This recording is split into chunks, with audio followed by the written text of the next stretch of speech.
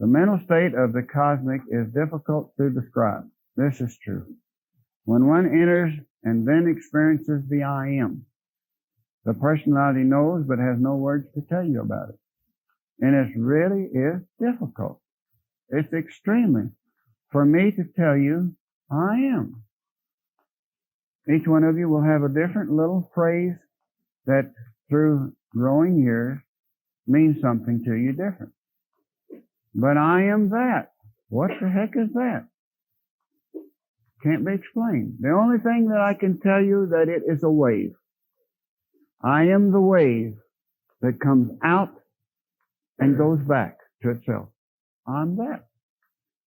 And there's a few here now know when I say I am that because they have entered the wave with me. And they now enter the wave by themselves. And it's way up into this dimensional state of consciousness. Way beyond the norm of the human family to understand.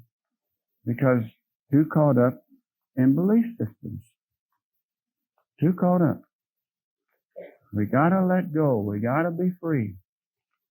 And when you do, you go through all of these different states of consciousness. And when you leave the great light, the light that we all search for in the early days, you go into the midnight sun. Scares everybody because it's so black, so dark. But yet, it's not dark and it's not light. Can you imagine a light that isn't dark, but yet not light? Can you imagine that? And when you go beyond that, to a flame, to a dot, to a wave, to beingness. Can you imagine beingness? It's kind of hard, isn't it?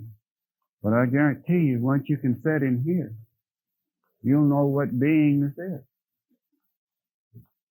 Because you will have the experience of being. And when you do this, you have no fear. Absolutely no fear. Because those of us who reach that state of consciousness know that consciousness of the I am will never die out. We reach what is called the immortal state.